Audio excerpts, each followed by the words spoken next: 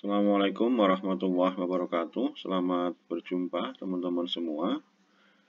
Pada kesempatan kali ini kita akan membahas utang wesel, penghitungan dan penjurnalan secara otomatis menggunakan rumus Excel. Pada video-video sebelumnya kita sudah membahas tentang piutang wesel. Untuk pembahasan utang wesel ini meliputi wesel yang tidak berbunga, pendiskontoan wesel tidak berbunga, penolakan pembayaran pendiskontoan wesel tidak berbunga. Jadi misalnya pada saat jatuh tempo belum dapat dilakukan pelunasan atau pembayaran atas wesel yang telah didiskontokan. Kemudian wesel berbunga, pendiskontoan wesel berbunga, dan penolakan ataupun tidak dapat dilakukan pelunasan pada saat jatuh tempo atas wesel yang telah didiskontokan. Kalau sebelumnya tadi itu untuk wesel yang tidak berbunga, untuk yang ini adalah untuk wesel yang berbunga. Kita akan mulai untuk pencatatan utang wesel tidak berbunga. Dalam hal ini kita akan mencatat sebagai posisi debitur ataupun pihak yang mempunyai utang. Kalau sebelumnya dalam pembahasan piutang wesel itu adalah posisinya selaku kreditur ataupun pihak yang memiliki piutang. Dengan menggunakan format tabel yang sama, di sini misalnya pada tanggal 1 April 2023 dilakukan pembelian dengan menarik wesel, maka pada saat kita menginput pada tanggal penarikan di sini, pada lembar kerja ini secara otomatis akan menyajikan tanggal saat ditarik wesel, kemudian jurnal, yang didebit adalah pembelian, kemudian yang dikredit adalah utang wesel. Jika pada soal, misalnya bahwa utang wesel di sini merupakan peralihan dari utang sebelumnya, maka di sini rekening yang didebit adalah utang. Jadi nanti bisa disesuaikan dengan yang ada di soal. Dalam contoh ini adalah adanya transaksi pembelian dengan melakukan penarikan wesel. Selanjutnya untuk nominal, misalnya di dalam soal disebutkan 5 juta.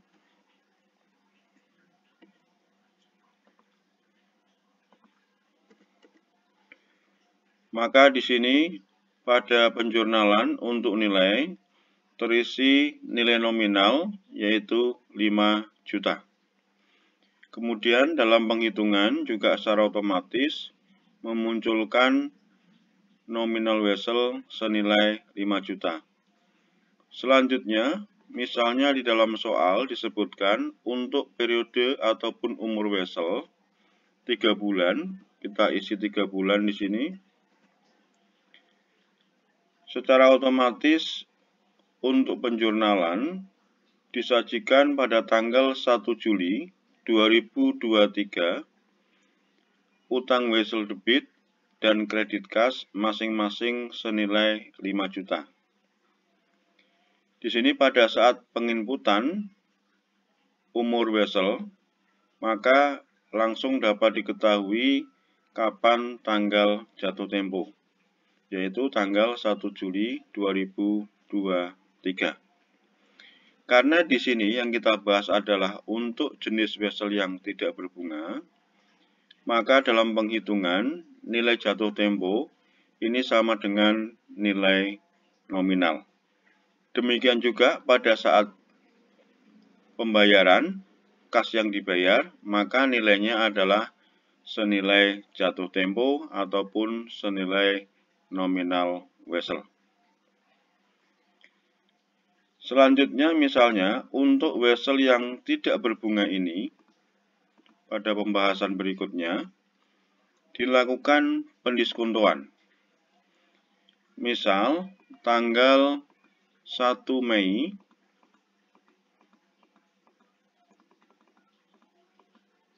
2023 dilakukan pendiskontoan, maka di sini waktu pendiskontoan dihitung dari sejak tanggal pendiskontoan sampai dengan tanggal jatuh tempo, yaitu 2 bulan. Dalam pembahasan wesel, perlu dicermati apakah di situ wesel bulanan atau harian. Ketika di situ menyebut wesel bulanan, maka tanggal jatuh tempo menyesuaikan dengan tanggal saat penarikan ataupun diskonto.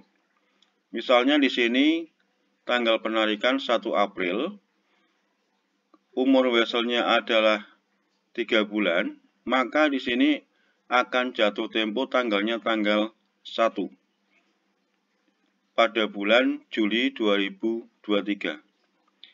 Ini akan berbeda jika kita misalnya menggunakan hari, misalnya 90 hari, maka tanggal jatuh temponya adalah 30 Juni 2023. Kami kembalikan dengan menggunakan bulan dengan periode wesel 3 bulan. Selanjutnya kita bahas untuk bunga diskonto, misalnya atas pendiskontoan, ada informasi terkait dengan bunga diskonto 12%. Kita perhatikan di sini, di dalam kertas kerja ini, karena posisinya adalah posisi utang wesel atau posisi debitur, pada saat wesel dilakukan pendiskontoan, tidak ada pencatatan jurnal oleh debitur. Sehingga di sini pada tanggal 1 Mei tidak ada penjurnalan. Ini untuk pembahasan pendiskontoan wesel tidak berbunga pada posisi debitur atau pihak yang mempunyai kewajiban atau utang. Pembahasan berikutnya, misalnya pada saat jatuh tempo, tidak dapat dilakukan pelunasan untuk wesel tidak berbunga yang telah didiskontokan. Di sini ada informasi diskonto, kemudian pada saat jatuh tempo tidak dapat dilakukan pelunasan. Dalam lembar kerja ini, ada pilihan melunasi atau menolak. Dalam hal ini dicontohkan adalah dalam kondisi dilakukan pelunasan. Utang wesel, kemudian kas, dengan nilai masing-masing 5 juta atau senilai nilai nominal. Kemudian jika misalnya pada saat jatuh tempo tidak dapat dilakukan pelunasan atau ada penolakan, maka dalam lembar kerja ini silakan bisa diperhatikan informasi yang terkait dengan penolakan pembayaran pada saat jatuh tempo. Yang pertama yaitu pada saat jatuh tempo, karena belum dapat dilakukan pembayaran, maka utang weselnya didebit dan berubah menjadi utang. Sedangkan untuk nilai, kita masukkan kembali informasi yang terkait dengan soal. Misalnya dijelaskan di dalam soal bahwa pembayarannya disanggupi atau akan dilakukan pada tanggal 1 Agustus 2023, kemudian menggunakan bulan misalnya, Dalam kertas kerja ini langsung menghitung jika menggunakan bulan, berarti 1 bulan dihitung dari tanggal jatuh tempo sampai dengan tanggal pembayaran.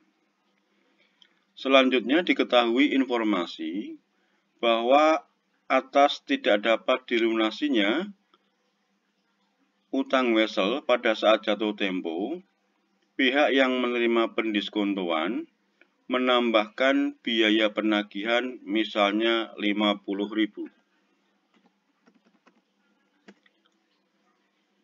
Kemudian atas penolakan ataupun ketidaksanggupan pembayaran pada saat jatuh tempo, pihak kreditur atau pihak yang memiliki piutang membebani denda sebesar 10%.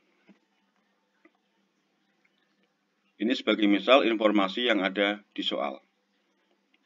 Dalam lembar kerja ini bisa diperhatikan, jika pembayaran lewat saat jatuh tempo, yaitu tanggal 1 Agustus, berarti 1 bulan setelah tanggal jatuh tempo, kemudian biaya penagihan 50.000, kemudian ada denda yang dihitung dari nilai nominal dikalikan dengan waktu ataupun masa dari saat tanggal jatuh tempo sampai dengan tanggal pembayaran. Dalam hal ini adalah 1 dengan menggunakan bulan berarti 1/12 atau 0,08. Kemudian untuk denda dikenakan 10%, maka nilai dendanya adalah 41.667. Nilai jatuh tempo ditambah biaya penagihan dan denda, kas yang dibayar senilai 5.091.667. Jurnal pada saat tanggal 1 Agustus, debit utang senilai 5 juta, karena di sini adalah wesel yang tidak berbunga, sesuai dengan tanggal 1 Juli, pada saat seharusnya jatuh tempo. Kemudian ada beban bunga, karena di sini dikenakan denda karena tidak dapat dibayar pada saat jatuh tempo, yaitu 10%, hasil penghitungan yaitu 41.667, dan ada biaya penagihan yang ditambahkan yaitu 50.000. Di sini kami gunakan dengan nama akun atau rekening macam-macam beban. Sehingga kas yang dibayarkan senilai 5.091.667. Untuk rumus atau formula, silakan teman-teman perhatikan untuk yang ada di tabel ini sama dengan yang ada di pembahasan piutang wesel. Kemudian untuk penghitungan yang kami beri warna hijau, ini adalah penginputan sehingga tidak ada rumus. Untuk penulisan, jika pembayaran dilakukan melewati saat jatuh tempo, ini kami gunakan rumus ini. Kemudian penulisan tanggal, kami juga gunakan rumus. Kemudian di sini untuk umur atau masa yang dihitung dari tanggal jatuh tempo sampai dengan saat pembayaran. Kemudian biaya penagihan, ini 50.000 ini adalah penginputan, jadi tidak ada rumus. Seperti bulan, ini sifatnya pilihan, bulan dan hari, dan tanggal pembayaran lewat saat jatuh tempo. Kemudian untuk denda, kemudian untuk penghitungan denda dari nilai nominal, teman-teman perhatikan untuk rumus ada di sini penulisannya. Kemudian di sini untuk waktu, yaitu 1 bulan, 1/12. Kalau misalnya hari, kami menggunakan 360 hari, sehingga pernya per 360. Namun jika dalam soal disebutkan 365, silakan dapat disesuaikan. Kemudian untuk denda prosentase ini juga berdasarkan penginputan, tidak ada rumus. Dan nilai denda dihitung dari nilai nominal dikalikan dengan waktu dari tanggal jatuh tempo sampai dengan saat pembayaran dikalikan dengan prosentase denda. Ketemu 41.667. Sehingga kas yang dibayar senilai 5.091.667. Sedangkan untuk rumus atau formula penjurnalan, pada saat penanggalan ataupun tanggal pembayaran lewat saat jatuh tempo, ini rumusnya. Kemudian penjurnalan untuk yang didebit dalam hal ini utang, kemudian beban bunga, kemudian macam-macam beban, dan dikredit di sini kas. Kemudian untuk nilai dalam penjurnalan akun yang didebit, kemudian ada beban bunga, ada nilai macam-macam beban, dan nilai kas yang dibayar.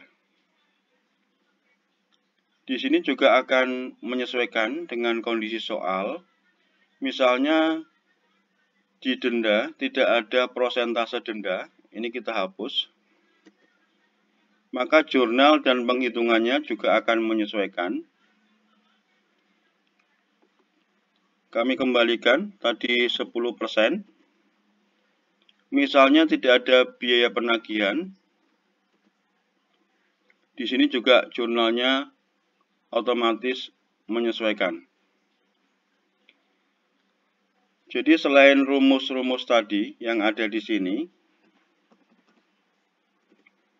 juga terdapat rumus pada sel ini, jadi silakan diperhatikan juga. Ini untuk menyesuaikan kondisi-kondisi informasi terkait biaya penagihan dan denda, termasuk yang ada di sini. Demikian pembahasan untuk utang wesel terkait dengan pencatatan saat penarikan, saat pendiskontoan, dan penolakan atas pembayaran wesel tidak berbunga yang telah didiskontokan. Semoga bermanfaat. Jangan lupa subscribe, like, dan share. Jika ada koreksi, silakan disampaikan di komentar. Assalamualaikum warahmatullahi wabarakatuh.